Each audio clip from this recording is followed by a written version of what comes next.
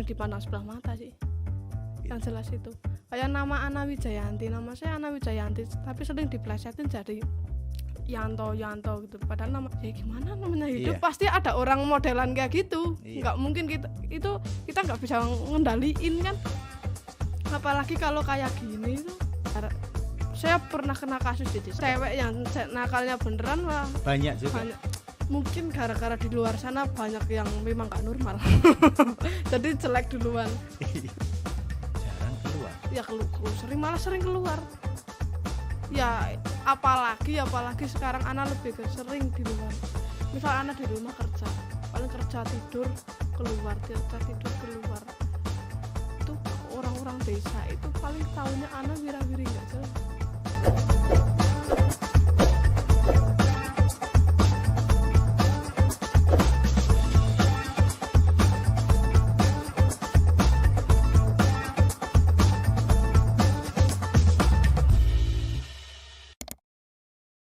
Ana Wijayanti. Iya. Selamat ketemu kembali.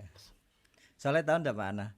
Yang nonton ini kan bisa malam, bisa pagi, bisa petang, bisa dini hari gitu.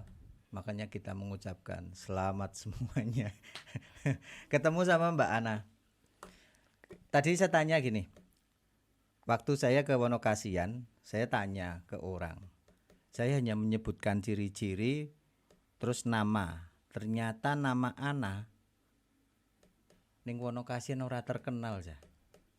Siapa sih Mas? Ana. Akhirnya saya harus pakai krunya. Oh dulu yang pernah nge-Grab. Ya baru oh itu Yanto gitu. Bagi saya itu stigma. Nah Mbak Ana mau saya undang ke sini untuk bercerita saja. Saya yakin kan sebuah proses pasti ada pengalaman-pengalaman yang bisa kita share ke orang. Iya, Ra? Salah satunya jenengan Ana yang saya kenal dulu juga sebagai driver Grab gitu. Ya toh? Terusnya kita kenal, ya udah tak panggil. Saya ingin mencuri aja nanti supaya nanti kisah Mbak Ana ini bisa menginspirasi, terus paling tidak bisa membuka mindset gitu. Kalau saya sih melihat orang bukan dari casing, karena setiap orang punya style, gitu. Begitu tadi saya di kampung itu dipanggil Yanto, aduh, stigmanya sudah terbangun tidak bagus kan, cewek sing cowok gitu kan, kayak gitu. Itu aja. Jelas toh ceritanya nanti akan seperti itu. Nah, saya kepingin tahu dimulai dari Mbak Ana. Aslinya dari Wonokasian. Aslinya itu Bapak Wonokasian. Ibu? Seruni. Seruni Desa? Iya. Jarak Sari berarti? Iya. Oh podo, saya juga orang Jarak Sari. Cuma saya Jarak Sari, kalau ini Seruni. Oke. Sejak kecil di situ terus atau? Iya. Sekarang umur berapa? 20.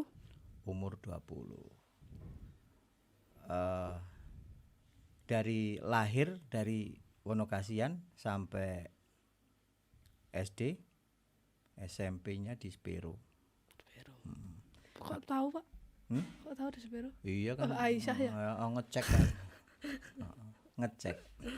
Dah, saya kepingin tahu Mbak Ana dari perjalanan perjalanan hidup lah selama 20 tahun gitu. Sebenarnya apa yang dialami, saya yakin pasti penuh dengan perjuangan lah. Tadi dengan stigmatisasi ya, orang gitu ya gitu. Malu ya Pak. Kadang-kadang. Tapi bagi saya nggak apa-apa. Kalau saya malu Pak. Kenapa? Ya malu aja, itu bukan nama saya. Iya. Iya. Malu. Jadi kayak apa ya? Mau sekedar ngeledek. Nah ya. Malu, bener-bener malu sih kalau dipanggil gitu. Sebenarnya nggak suka ya? Nggak suka banget. Malah dipanggil Ana aja atau Yanti gitu malah. Nah malah nggak masalah. Tapi kalau dipanggil itu hanya kayak ngeledek. Itu yang terjadi. Makanya kenapa saya undang di sini, kita mau ngobrolnya itu. Supaya paling nggak masyarakat nanti jadi terbuka. Jadi orang-orang yang semacam ini tuh bukanlah sebuah permasalahan gitu loh. Saya punya style yang kayak gini, stylenya aku kayak gini gitu. Ya Tuhan ngasih kita fisik seperti ini, ya harus kita syukuri. Kalau ditanya sebenarnya kita nggak mau minta ya. Oke Mbak Ana, cerita sama Mbak Ana. Cerita apa? Ya dari kecil lah. Dari kecil itu sekarang cerita tentang stigma aja lah. Jadi anggapan orang tentang Ana gitu. Ya sering dipanas sebelah mata ya sering. Iya. Jelas. Ya kalau saya sih di desa itu malah lebih kurang, ya kalau kurang serawong ya. Saya kurang aktif kalau di desa. Karena dulu awalnya, nah pastinya kan ada masalah waktu kecil. Sering orang akhirnya membatasi gitu. Ora sadulan karo Ana gitu. Misalnya toh, ya akhirnya membatasi diri. Atau enggak pede? Awalnya. Kurang serawong itu gara-gara ya mungkin nggak suka bukan nggak suka sih ya, ngerasa bukan nggak satu circle, nggak satu pemikiran mungkin.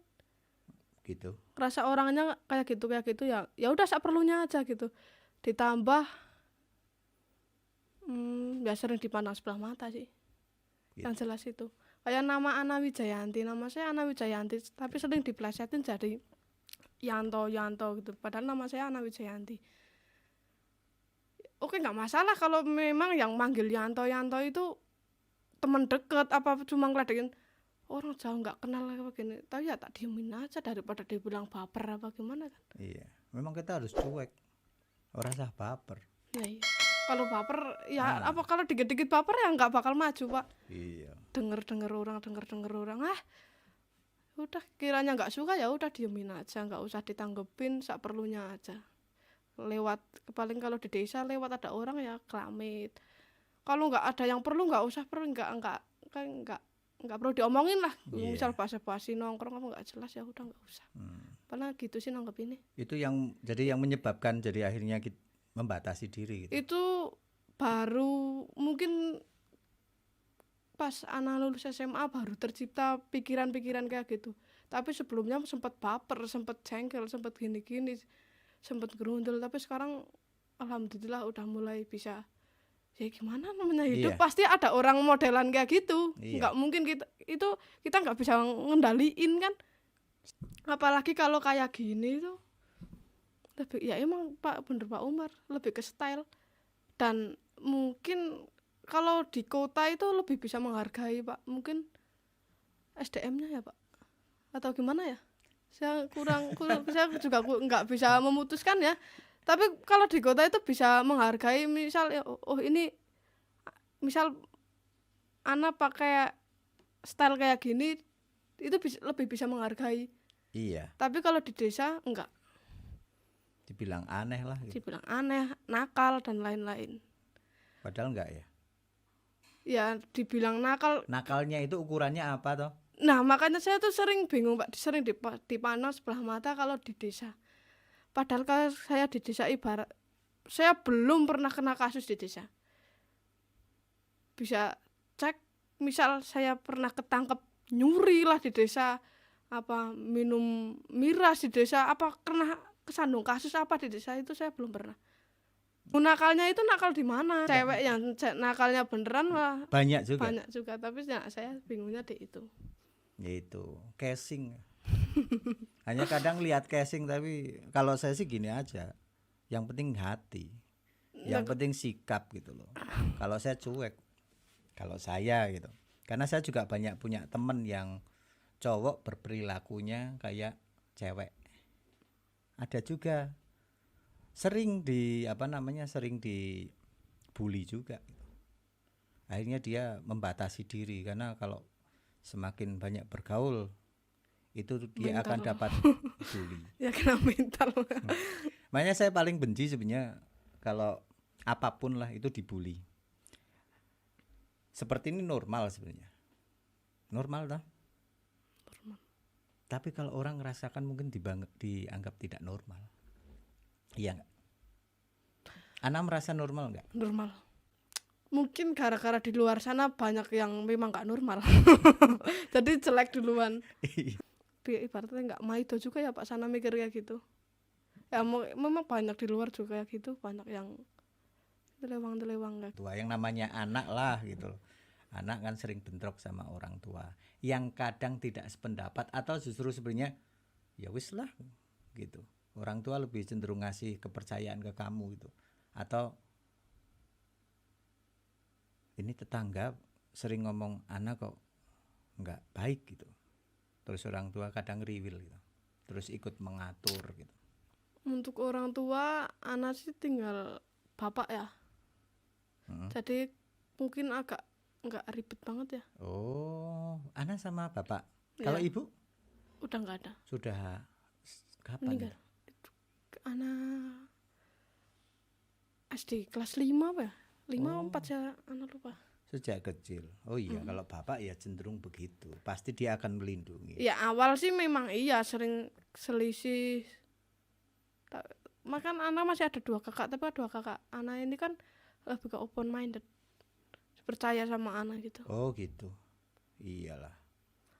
Ya untungnya lingkungan keluarga sedikit mendukung toh. Untuk kakak iya, tapi untuk bapak itu awal enggak sering keras, tapi lebih ke sini anak itu kebukanya pas anak ngomongin masa depan juga gak sih? Terserah ngomong apa nggak apa-apa sih? Gak apa-apa. Ya kebuka itu pas anak alhamdulillah sering sholat gitu, terus lebih mikirin ke depan. Kayak dulu kan kerja nggak jelas, kuliah nggak jelas, motong gitu. Jadi masih sering gesrek dari pas SMA pun masih sering gesrek. Soalnya ya anak lebih ke jeleknya emang masih sering main gini-gini. Jadi udah di desa pandang jelek ditambah anak kayak nggak ada etiket untuk memperbaiki gitu loh. Kayak harus bodo amat gitu. Ben ora urus gitu. Ya, boy ya masih umur gitu. Tapi semakin kesini alhamdulillah ya udah tetap mulai mikir Pak.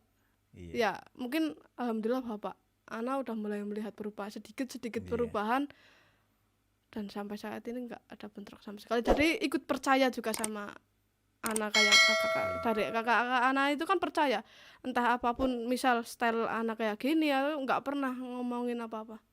Yang penting jangan ngerugiin orang lain dan lain-lain. Yang penting sholat tetap gini-gini ya paling kayak gitu sih. Nggak pernah ngomongin suruh misal jilbab, pakai jilbab lah apa gini enggak. Iya. Ya udah. Stylenya begini aja gitu. Daripada kita akhirnya membohongi diri sendiri, jadi kita nggak nyaman gitu. Gitu. Terus ini kan penting tadi keluarga. Tapi anak selama ini kan kayak misalnya tadi orang nakal pakai narkoba atau misalnya pergaulan yang tidak semestinya gitu, nggak melakukan kan? Iya. Nggak melakukan. Tapi anggapan orang itu kadang-kadang selalu dekat dengan hal itu gitu. Ya saya juga bingung Pak soal pergaulan Pak. Pas tanya pergaulan, Ana main sama cowok dibilang cewek mainnya sama cowok terus gini dan lain-lain. Terus main sama cewek, maaf ya Pak, sekarang bukan hal gimana ya, ya udah vulgar banget ya, main sama cewek dibilang suka sama jenis. Serius Pak, suka bingung lah, terus anak itu harus main sama siapa? Sama bapak-bapak saya. Iya sih paling kayak gitu pikirannya. Sempat Sering Pak bingung, merasa bingung aja kalau main, tapi sekarang alhamdulillah kebanyakan cowok. malah cowok. Kebanyakan cowok, tapi yang enggak, cewek masih kok, kayak teman SMA, teman SMP masih komunikasi, beberapa masih komunikasi. Ini pengalaman anak saya aja yang cerita. Saya sering dia curhat sama saya gitu. Saya tanya, "Sah, kenapa sih kamu nggak seneng main sama cewek gitu?" Ribet jawabnya. Terlalu banyak hal-hal yang nggak penting diomongin gitu. Terus terlalu banyak ngomongin orang gitu. Jadi gosip-gosip gitu. Aku lebih seneng nyaman itu main sama cowok, anak saya. Gitu. Nah, waktu itu kan saya hanya memberi motivasi, ya nggak apa-apa, yang penting kamu bisa jaga diri. Siapapun, tapi kamu juga harus punya teman perempuan, harus juga punya teman laki-laki. Artinya untuk penyeimbang. Kalau kita main cuma sama cowok saja, ya nggak asik. Sama cewek saja nggak asik. Karena biar kita apa? Ya tentunya kan namanya orang hidup perlu bersosialisasi, ya enggak? Kita perlu relasi, perlu teman sebanyak-banyaknya. Karena suksesnya orang itu ukurannya adalah teman. Relasi ya Pak. Iya. Ya Ana juga jangan membatasi diri toh. Tapi kadang stigmanya itu sing orang-orang kadang lihat ya tadi sama cowok dikira ini, sama cewek dikira ini gitu. Ya, bingung kan Pak. Sampai anak sekarang main sama cowok. Ya kesannya bocah ngeranggenah ya Pak. Sama cewek nggak pede dibilang gini-gini. Ya soalnya ya Pak Umar tahu sendirilah di luar sana yang kayak hal apa hubungan kayak gitu udah banyak banget dan kayaknya ya terpojokan aja udahlah biar waktu yang menjawab aja. Nggak usah membuktikan buat apa, udah waktu aja. Jangan. Tapi pernah nggak mengalami saatnya anak itu melawan gitu.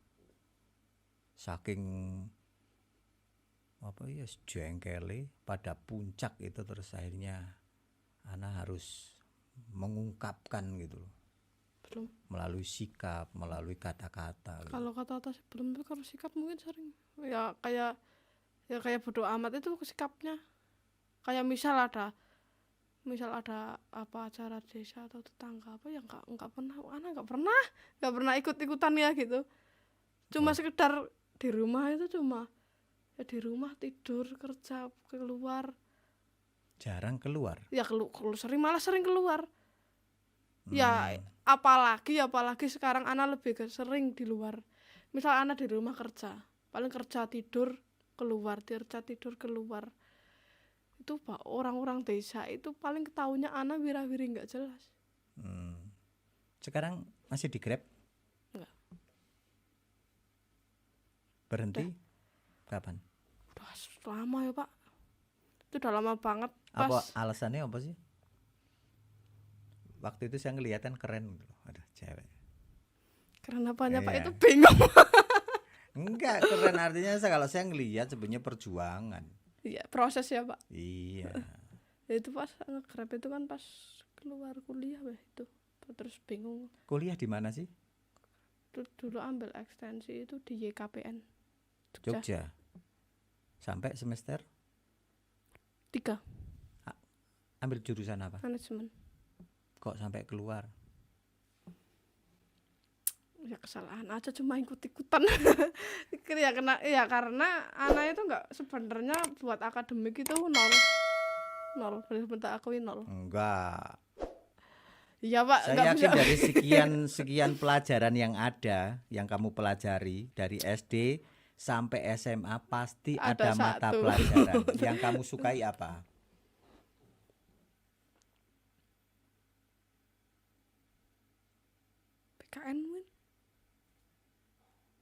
PKN.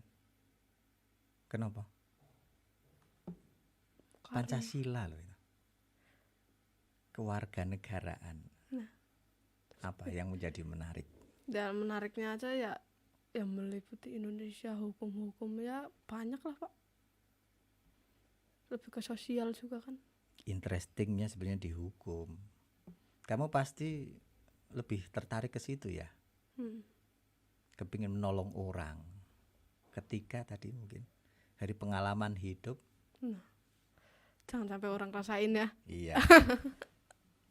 Ya kita, iya, nggak apa-apa.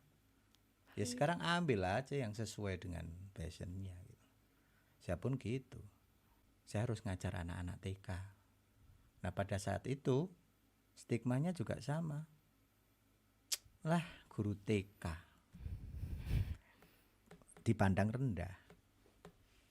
Tapi saya pada prosesnya hanya menunjukkan ternyata saya bisa membuat karya yang lebih besar dan orang akan takjub pada saatnya. Oh, ternyata jauh lebih keren gitu. Bukan tika biasa ya Pak. Iya. Ana nggak tahu, dulu saya pertama kali juga mulai dari nol. Saya dari keluarga orang yang nggak mampu juga. Ana pengen tahu, ibu saya itu penjual sayur.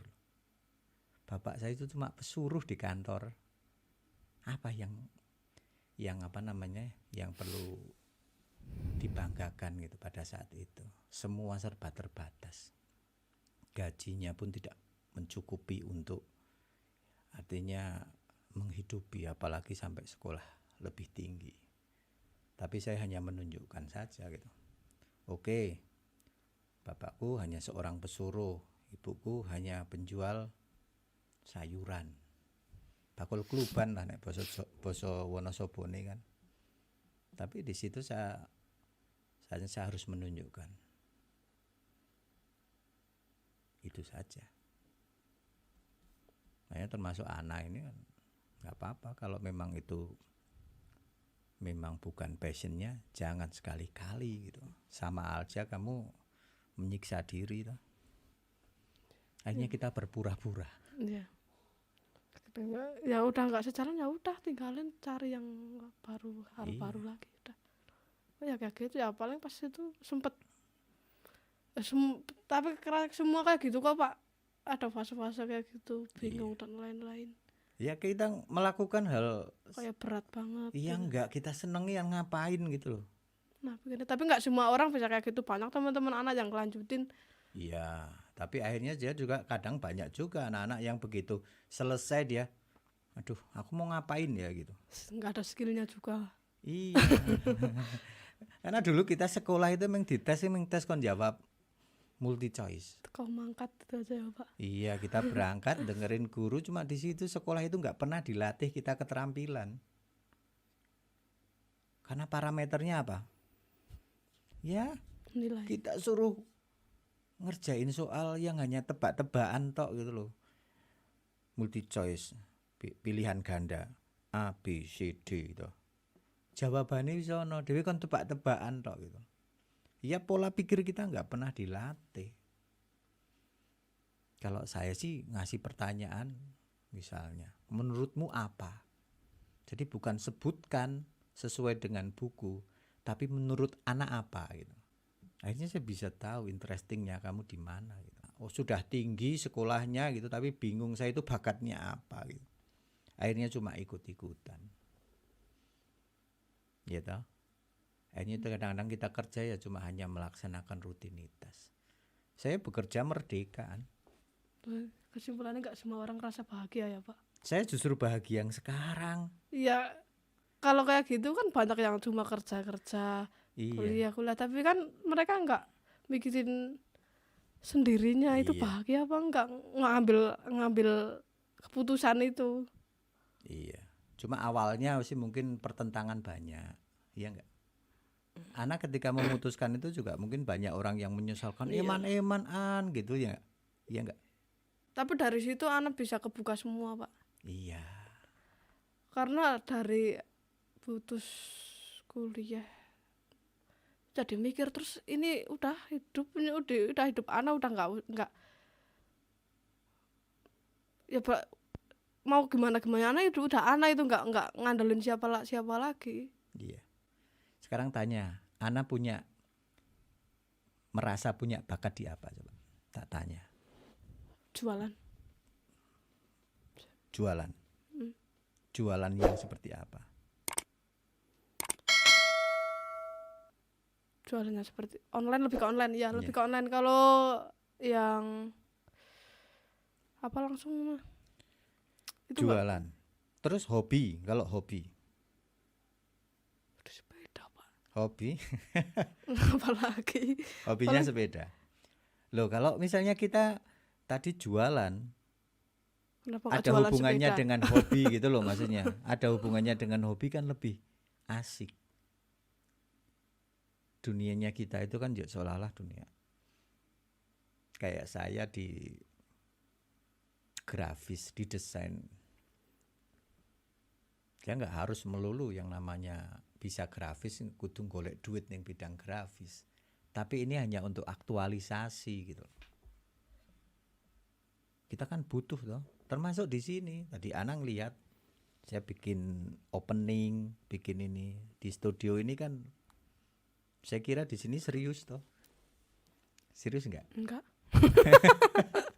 Enggak, maksudnya media yang kita miliki kan enggak asal-asalan. Iya, maksudnya ya mumpuni semua, tapi maksudnya ininya enggak terlalu serius, maksudnya obrolannya enggak berat banget. Iya, nek ngobrolan nih, tapi maksudnya ini, karena ini kan Bagus semua, Pak. studio ini punya apa? Punya anak saya toh. Ini tuh saya hanya memfasilitasi anak gitu. Ketika anak punya bakat di voice over gitu ya, saya sebagai orang tua ya harus support. Padahal dia sekolahnya di bidang psikologi, tapi orang hubungannya itu sama. Ada hubungannya itu, Pak? Nah itu bikin channel YouTube Oh iya, kalau channel maksudnya lebih ke psikis. voice over itu loh. Jadi voice overnya kan, nah kadang-kadang akhirnya apa? Kita jadi tahu. Saya selalu ngomong ke anak gitu, ternyata voice over ada hubungannya dengan kamu loh. Ketika kamu nanti akan menolong orang, ya, ning psikologi gitu. Menolong orang itu ketika orang berkonsultasi kamu, kalau kamu suaranya bagus saya kira enak gitu. Kan ono hubungan itu. Nah, nek ana jualan karo. Nah, sekarang gini, dodolane iki senenge dodolan apa sih? Selama ini yang dijalankan jualan apa? Apa hanya Sekarang? mong asal iya spokesman sing iso didol lah gitu. Sekarang apa jualan kaos, hoodie dan lain-lain custom kan temen bisa rata-rata pada main desain juga. Terus anak ya terjun ya gitu, paling sama teman-teman juga sih, masih Reseller atau join sama teman. join? Ya maksudnya paling teman bikin desain terus disablon bareng, ya masih join, masih satu, jadi sama bangun sama teman juga. Justru anak sekarang manfaatkan kesempatan. Ada pandemi, terus sekarang media sosial itu sudah mendominasi. Dan ini zamannya kamu kan. Kalau aku kan generasi X, kamu milenial. Yang bisa menguasai teknologi informasi ya zamannya anak gitu. Ya sih, sekarang kalau nggak, Iya enggak? Ya kalau nggak dimanfaatkan, sayang, Pak. dan itu bisa jadi alat untuk menunjukkan kamu orang-orang di sekitarmu itu, di desamu. Ini aku bisa berbuat sesuatu. Namanya orang usaha itu kan sekarang nggak harus punya toko loh. Nah itu yang bikin tambah gak kelihatan lagi. Pak, sering ya kayak misal anak di rumah gini-gini, tapi mereka nggak tahu kalau anak di rumah mikirin iklan, mikirin promosi, balesin chat dan lain-lain. Mereka nggak tahu, taunya anak di rumah nggak tahu ngapain, terus keluar main, ya taunya kayak gitu. Ya iya. Mereka nggak tahu kalau cari uang itu bisa online. Ngertine mangkat ning sawah, ngertine mangkat ning kantor. Iya toh, berangkat jam 7, pulang jam 4. Nah, namanya kerja itu. Tapi orang nggak pernah tahu bahwa saya pun di rumah saya bekerja juga loh an. Ya toh? Itu menarik sebenarnya. Jadi buat membangun tadi pemahaman masyarakat tentang orang-orang yang seperti kita gitu. Jadi orang hanya di rumah, tapi kita melakukan sebuah pekerjaan besar yang bisa memberi manfaat bagi banyak orang. Ya. Harapannya anak apa ke depan? Harapan buat anak apa buat orang-orang? Ya anak dulu lah. Anak kan pasti punya obsesi toh. Ya. Sekarang anak punya obsesi ke depan apa? Ya jualan biar lebih maju lagi sih, Pak. Paling ya tetap online sih. Kalau offline tuh anak belum, ya kurang pede mungkin apa kalau online, apa kalau offline. Kenapa? Modal. modal ya terlalu beresiko juga sih Pak. Iya. Kalau offline ya, kalau online kan enggak tak nyewa ruko enggak. Coba ciptakan itu. Cuma sekarang kamu pelajari bikin aplikasi. Lebih nyaman online juga sih. Iya, kita bisa Balik reseller. lagi. Orang kudu ngetok kita stokis ya, banyak stoknya gitu. Kalau Ya kita Ana harus juga gitu. Pertama pas temen punya itu sablon gini, Ana join dulu bantu pertama gitu kan. bantu. Ya sambil bantu temen gitu. Jadi sekarang itu eranya era sosial. Jadi tidak bisa kita pungkiri bahwa satu sama lain itu harus saling bekerja sama. Ana misalnya punya kemampuan di penjualan, sementara ada temennya Ana yang hanya bisa produksi, gitu. Terus ada teman Ana yang bisa dia main desain gitu. Bergabung dia. Jadi kayak gitu memang.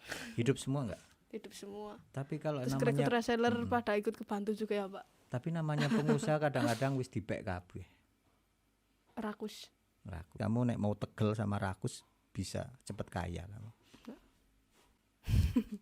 Tapi kalau nggak nyaman.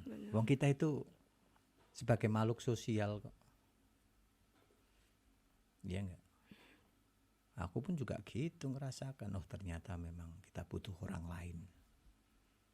Saya bikin warung di sana di Atsuko. Yang saya pikirkan adalah ya karyawan. Kita hanya sekedar menolong, sekedar membantu mereka toh. Sosial juga ya Pak. Iya. Bekerja itu di situ. Nah, terus harapan ke orang-orang. Tadi obsesinya Ana, sekarang harapan ke orang-orang itu. Paling enggak media ini kan bisa. Ya. Jadi sebagai sarana untuk Ana bisa mengungkapkan toh secara terbuka. Jarang toh. Curhat tapi ditonton banyak orang. Lebih kebuka juga. Iya. Lebih ke open minded juga ya Pak. Iya. Lebih menghargai keputusan orang lain. Ya kebanyakan itu ada standarnya gitu loh Pak, makanya bikin susah. Maksudnya gini, misal standarnya orang itu, misal standarnya orang kerja itu kerja di sini, tapi sedangkan Ana sukanya lebih ke yang kerja santai, main online gini, bisa waktu buat keluarga ada, buat temen ada, bebas ngapa-ngapain. Tapi kan mereka nggak mau tahu. Yang namanya kerja itu di kantor, apalagi PNS. Paling ya lebih gimana ya Pak, kalau orang kayak gitu namanya apa tuh? Itu ada di buku. Jadi ada buku Berani Bahagia. Tahu? Iya, udah pernah itu tuh, ada cuitannya itu ya. Iya. Itu di situ ada kata-kata untuk mengukur keberhasilan itu kadang-kadang alat ukurnya adalah ekspektasi orang lain. Jadi kalau keberhasilan orang lain itu adalah sebagai standar kita. Itu maksudnya itu mau ngomong itu loh. Nah, itu yang sering terjadi. Itu di sekolah juga kadang-kadang begitu.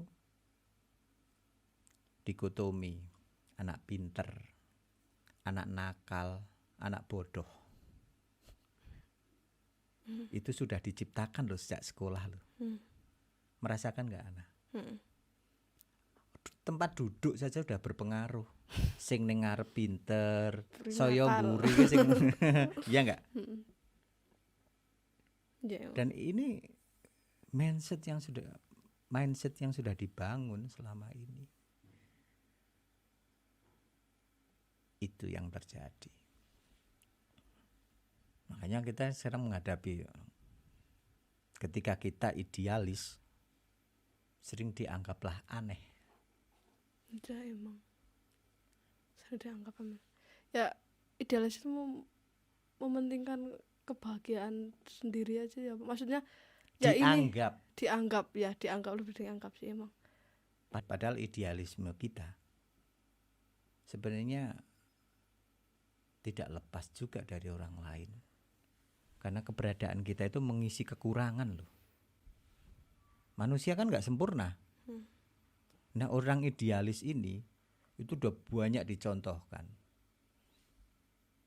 Plato, Aristoteles, Einstein, Steve Jobs, bahkan penemunya Facebook siapa namanya? Maksud. Nah, dianggap aneh. Tapi sekarang coba berapa juta manusia yang memanfaatkan. Iya sih.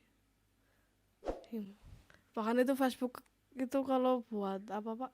Buat dunia online buat jualan itu paling maju itu di Facebook loh Pak. Iya. Sama Google Facebook Ads sama Google Ads ya. Iya. Instagram, TikTok itu belum. Marketplace. Ya, masih di Facebook semua. Iya. Coba.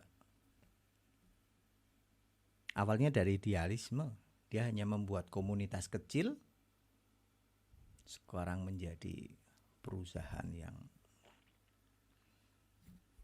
bisa menguasai seluruh dunia. Bahkan ini Facebook, YouTube ini sudah kayak rajanya di dunia gitu, yang bisa mengatur semua. Ada ekonomi, ada sosial, ada politik, bisnis, jual beli, dilakukan semua. Jadi kita memang harus idealis, nggak usah pakai ekspektasi orang lain, ya nggak? Itu kalau mau sukses. Tapi jangan lupa sama orang lain, berbagi. Ya. Kamu jangan takut nggak bisa makan, yang ngasih rezeki itu Allah gitu. Wong binatang aja yang kecil aja dikasih rezeki, apalagi kita. Sudah dijamin, hanya kita mau nggak berusaha untuk mengisi kekurangan orang lain. Makanya anak-anak saya motivasinya bukan uang. Saya selalu didik itu motivasinya nggak uang. Saya selalu bilang gini, nyari uang itu rano cukupe. Kalau bekerja orang rampungi, ya enggak? Ya. Kamu ada batasan kerja? Ada orang kerja buat sendiri, enggak ada batas toh. Mau malam, oke. Karena enggak ada waktu yang jelas kalau seperti kita gitu. Beda kalau karyawan berangkat jam 7 pulang jam 4. Ya toh? Ya, tapi itu masalah uang juga udah pernah ngalamin sih Pak, bener-bener ngalamin sendiri. Itu semakin kita ngejar uang itu semakin nggak dapet. Betul. Kita santai aja kadang-kadang nggak tahu dapat rezeki ya. Malah kayak gitu serius. Iya, kita nggak usah ngejar. Cuma kan kadang-kadang ya tadi lah. Kalau kita ngukur, kita selalu pakai alat ukurnya orang lain. Orang sukses itu harus punya mobil. Orang sukses itu harus punya ini, harus punya ini, harus punya itu. Jo akhirnya hidup kita jadi nggak tenang. Kurang bersyukur. Betul. Jadi nggak bersyukur sama hidup sendiri. Iya. Ini namanya self improvement. Saya ingin memberi kekuatan supaya anak ke depan menjadi lebih baik. Amin. Makasih ya atas waktunya. Anak mau ke Jogja? Iya. Ke Jogja dulu Pak. Mau refreshing? Enggak perlu, ada keperluan. Tapi enggak apa-apa toh. Saya tadi sempat saya ganggu. Enggak apa-apa. Tapi ini kejutan aja, buat anak enggak? Iya sih. Kaget tadi. Terus tiba-tiba muncul dari belakang rumah. Oh, kaget. Saya tadi pura-pura. Saya kan mau main. Oh, ini rumahnya anak toh gitu. Ternyata bisa muncul dari belakang. Iya. Sukses ya anak ya. Amin, amin. Iya. Amin. Pokoknya selalu berusaha terus. Orang lain ngomong apa enggak usah didengerin. Kata hati aja. Cuma menghambat semua aja ya Pak, orang lain ya Pak. Iya. Yang penting nanti waktu yang menunjukkan bahwa kita itu adalah orang-orang yang tidak sama seperti yang mereka anggap. Kita adalah orang-orang yang bisa ngasih manfaat bagi mereka. Amin. Sukses ya. Ya. Tos.